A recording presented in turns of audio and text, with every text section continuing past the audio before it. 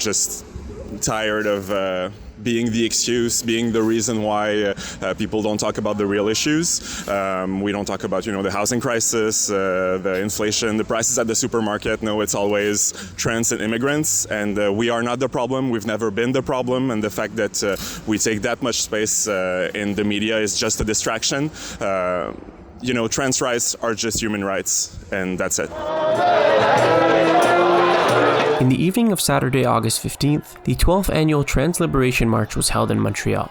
Hundreds gathered for the march at Place des Montréalais to march for trans rights and to protest against authoritarianism and fascism. It was held by a coalition of 8 different LGBTQIA+ organizations. Je vois que les personnes trans dans mon entourage vivent de plus en plus de violence, que ce soit dans les systèmes médicaux, dans les soins de trans-affirmatifs avec les médecins, les institutions, aussi à l'école, dans les rues beaucoup. J'ai des amis qui se font harceler dans les rues. C'est de plus en plus difficile pour les personnes trans d'exister dans l'espace public. Puis je pense qu'aujourd'hui, notre but, c'est de montrer qu'on est là dans l'espace public et aussi qu'on ne va pas laisser passer cette vague de fascisme et d'autoritarisme-là.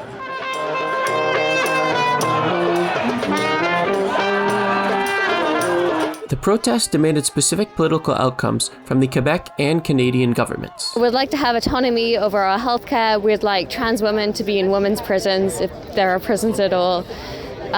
We'd like refugees to be able to enter Canada and to find safety here.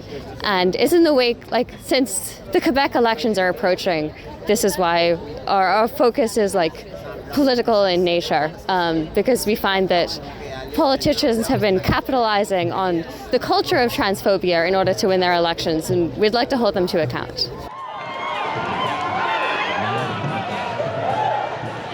The 5 demands of the Trans Liberation March are the withdrawal of BC 12, a bill that was passed in March of 2026 that made it so individuals are unable to claim asylum 1 year after their first entry into Canada after June 24th, 2020, the withdrawal from the Canada-US Safe Third Country Agreement, the abandonment of the directive formalizing the incarceration of trans women in men's prisons, the financing of sex ed and fighting against queerphobic violence in schools, and unconditional access to trans-affirming healthcare regardless of migration status. I've had a lot of issues in the medical system, sort of trying to prove myself to medical professionals and having to put on a mask so that I seem like I'm responsible and mature enough in order to receive healthcare. And I think that it should be easier for people like myself.